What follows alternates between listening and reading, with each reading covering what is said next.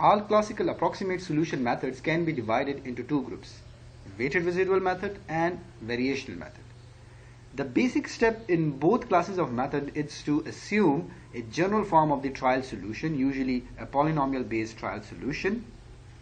Using weighted residual method, we operate directly on the governing differential equation, whereas in the variational method, the governing differential equation is first casted into its equivalent variational form, and then we incorporate some trial solution into the resultant equation.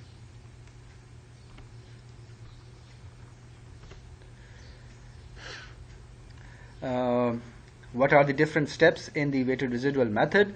So weighted residual method operates directly on the given differential equation. So let's consider a very generic form of the differential equation, L2m phi equals to f, in which L2m is a linear differential operator of order 2m. Phi is a state variable which needs to be calculated, and f is a forcing function. So this is a very generic form of a differential equation. For example, in the case of axial bar problem, we had the differential equation EA d2u over dx square equals to minus q, in which the linear differential operator is d2 divided by dx square. Sorry for this EA term. So this is a constant. This is not a linear differential operator. So L2m is d2 divided by dx square. The state variable phi is u, and the forcing function f is minus q. Okay? So this is a very generic representation of the differential equation. So now for the given differential equation, the exact solution is not known to us. Therefore, we seek for an approximate solution of this differential equation. And the basic step is to assume a trial solution satisfying the boundary conditions. Usually, we assume a polynomial solution with some unknown coefficient. For example, you can assume a trial solution, and you'll think that this solution might be the solution of this differential equation. And let's say you have assumed a polynomial trial solution a0 plus a1x square plus a2x cube plus something. Now the problem is to find the unknown coefficients such that phi trial, the trial solution, is exactly equals to the exact solution. So you will put the trial solution in this equation, and it must be equals to f, or L2m of phi trial minus f must be equal to 0 if phi trial is the exact solution. Right? So if we substitute phi trial in the governing differential equation of the problem, we can expect that there would be some residual, because phi trial is a trial solution. It might be an exact solution and it might not be. And if it's an exact solution, so this must be equal to 0, but usually it is not. So it means that we will get some kind of residual. Now our key task is that for phi trial to be exact solution, this residual must be equal to 0, or approximately approaches to 0. At least it should approach to 0. It is possible that this residual may vanish for some values of x. At some particular location, the residual of this differential equation might be equal to 0, and this phi trial solution might be representing the exact solution at some particular points in the body, but not for all values of x. A good approximation to the exact solution would imply that R is small at all points of solution domain. So it means that in an average sense, that the sum of all r's must be equal to 0, or the integral of r must approach to 0. Most commonly, the different methods under the category of weighted residual methods, they are symbolized with this particular equation, in which instead of writing down the integral of r must approach to 0, usually we can symbolize different weighted residual methods as that the integral of some weighting function multiplied by r must be equals to 0. So this is the key equation for the weighted residual methods, that we want the residuals must be close to 0. And then the problem is to determine the unknown coefficients AI so as to make the weighted average vanish over the whole domain. So over the whole domain, in an average sense, the residual must vanish, or it must approach to 0. So let's consider a differential equation. So it's a second order differential equation, minus d2u over dx square equals to sine pi x. The domain of the body is expressed x greater than 0 and x is less than 1, and with the following boundary condition, that u at x equal to 0 is 0 and u at x equal to 1 is also 0. Luckily for this differential equation, the exact solution is known to us, which is given by this particular solution. But let's say we don't know the exact solution and we would like to use some approximate solution methods to find out the solution of this differential equation, that is the equation for u. Now, according to the weighted residual method, or in the approximate solution method, first of all, assume the trial solution in the form of polynomial a0 plus a1x plus a2x square, and when you will put this solution back in this differential equation, the residual must be equal to 0, but that residual might not be equal to 0. There will be some difference between the approximate and the exact solution, and let that be denoted by residual r. This residual is then multiplied by some weighting function and integrated over the whole domain. So we would like to, the problem is then to find out the unknown coefficients a0, a1, a2 and so on, such that the residual minimizes or the residual approaches to 0 or to some minimum tolerance limit.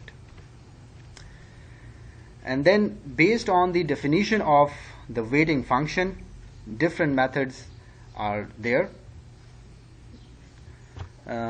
So different methods of weighted residual differs in the way the weighted function is defined. So least square method, collocation method, Galerkin method, modified Galerkin method, each of these methods were developed independently, but later on it was realized that each of these methods can be symbolized under one method. So they realized that in each of these methods the residual is multiplied with some quantity, with some function. So they generically called it a weight function, and if the residual is not multiplied with anything, even then they assumed that the residual is multiplied with 1 or unity. So the weighting function is 1 or unity.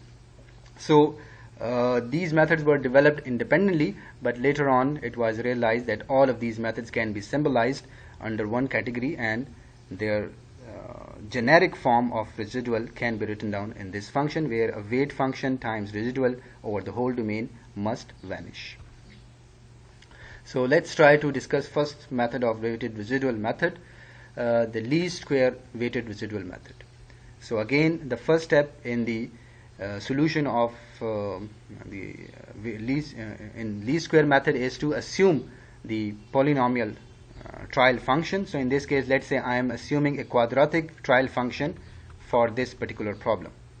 So I want to determine the approximate solution of this differential equation, and I am assuming a trial solution, and let's say I have assumed a quadratic trial function a0 plus a1x plus a2x square.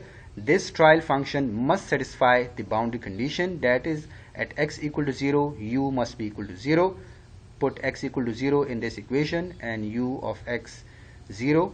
So I will get a0 is equal to 0. The other boundary condition is at x equal to 1 u is equal to 0. So put x equal to 1 in this equation and u of x equal to 1. I will get a1 is equals to minus a2.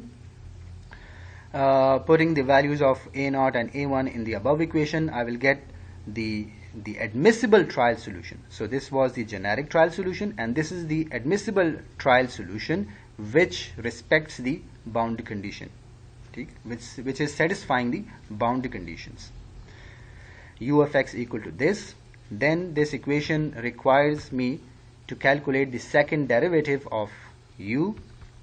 So now I calculated the first derivative of u, this function, and then the second derivative of u, and then now I'm incorporating this second derivative into the differential equation. Minus d2u over dx square minus sine pi x must be equals to, if it's an exact solution, it must be equal to 0, but it's not, so it must be equal to residual. So this is the equation of the residual. Now this above equation is required to be solved for the unknown coefficient a2, right, for this coefficient a2. In the least square weighted residual method, weight function is the residual itself. So this is the equation of the weighted residual, weight function multiplied by residual, but in the least square method, the weight function is the residual function in itself. And one of the idea was why you are multiplying a residual with a residual, to cancel out the effect of negative residuals. So there is a possibility that at some points in the member the error or residual is positive, and at some point the error is or residual is negative. So if you calculate the sum of all the residuals, so positive may cancel out the negative residuals, so you will get the net residual is 0, which is incorrect, because yes, definitely there is some residual and there is some negative residual, but the residuals are not 0. But in the summation, the residual vanished. So in order to cancel out this effect, they multiplied the residual with itself, so that in order to get the absolute value. So this was the basic idea of using residual as the weighting function in this case. So now if you put weight function as equals to residual, you will get r square. The domain of the body is from 0 to 1. Now the problem is to find out the unknown coefficient a2 such that the residual rw becomes 0 or becomes minimum. And how to find out the maxima and minima? You have to differentiate it with respect to the unknown coefficients.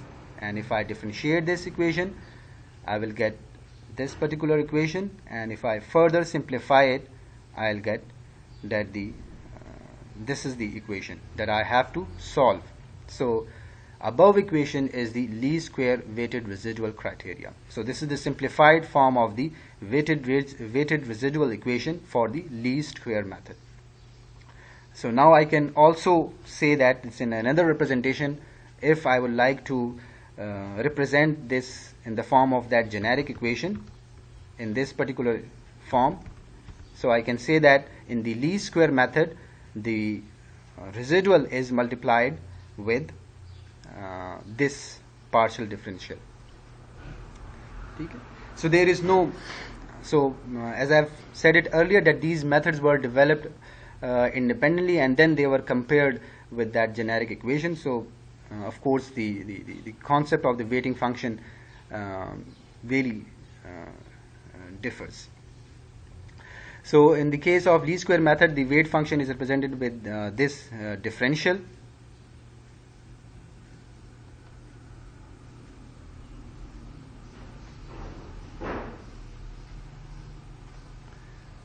Let's calculate the weight function, that is partial r over partial a.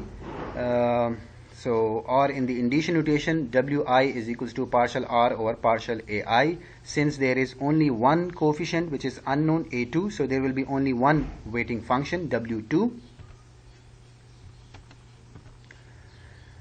So this is the equation of the residual, and if I find out the differential, so I will get the weight function is equals to -2. Then I can simply incorporate in this particular equation.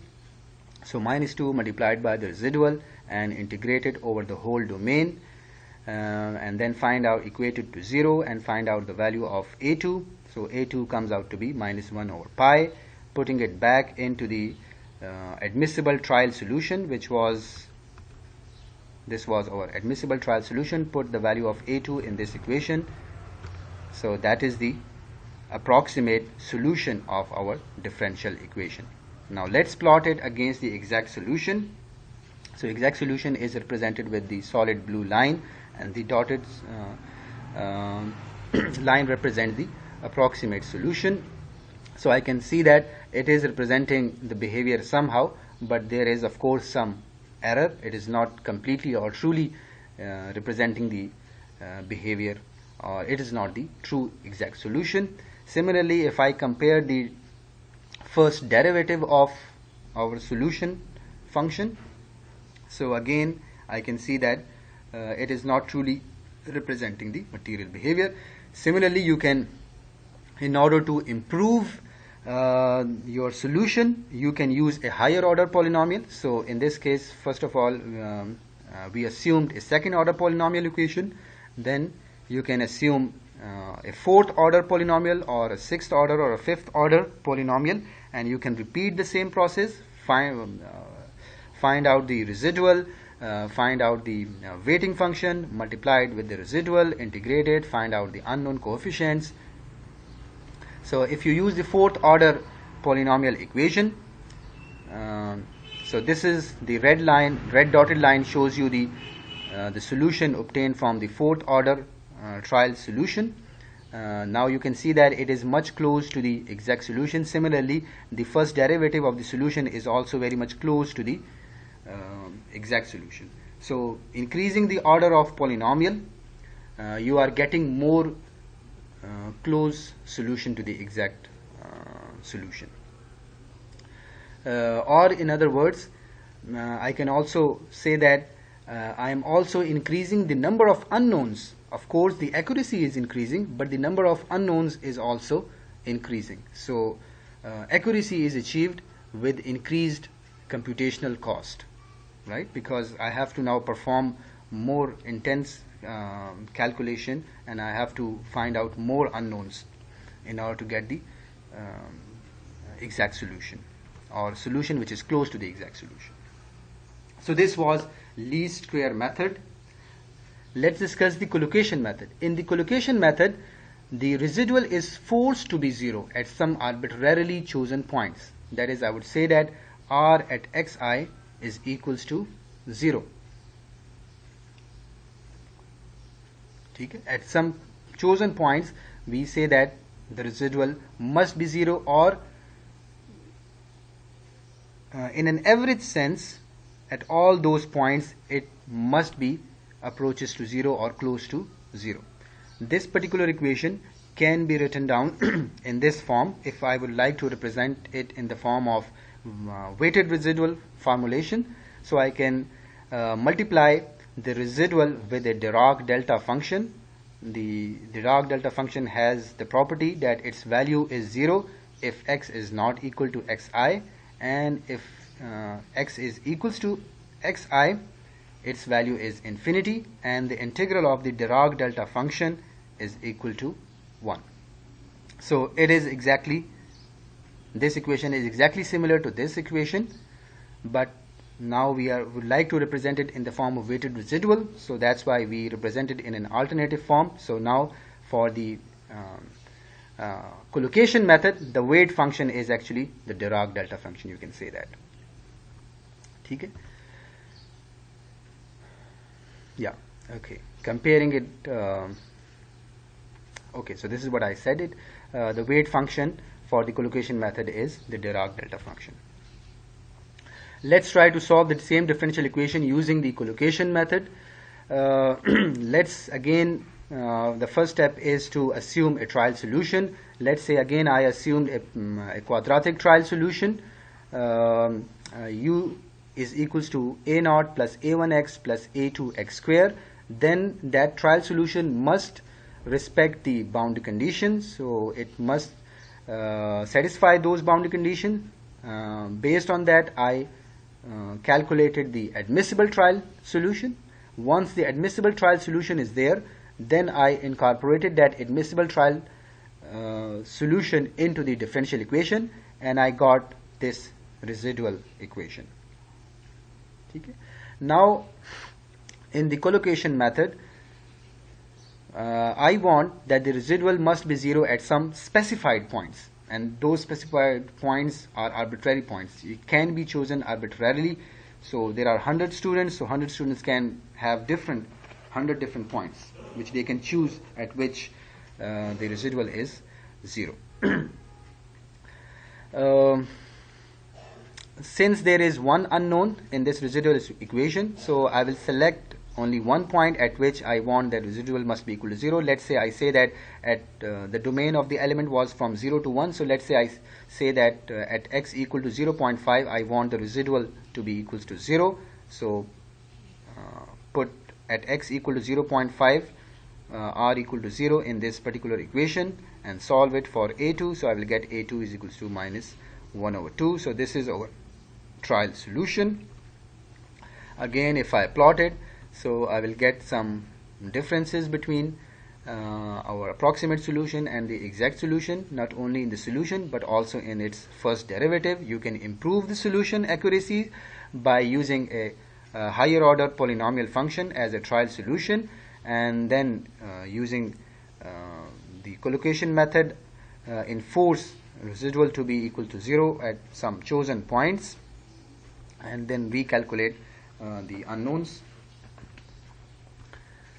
If you do this, you will find out that the solution obtained by the collocation method is not unique. For example, in the same problem, instead of putting residual at x equal to 0.5 equal to 0, if I say that let's enforce residual equal to 0 at x equal to 0.25 or x equal to 0.3 or x equal to 0.75, I will get completely 3-4 different answers. By changing the point at which I am enforcing the residual equal to 0, I will get completely different answers. So the solution obtained by the collocation method is not unique. Even using the same trial function, you can have different solutions. And if we take a different collocation point for the same trial function, the solution will be different. Whereas for the least square method, after selecting a particular trial solution, the solution remain unaffected. Thank you.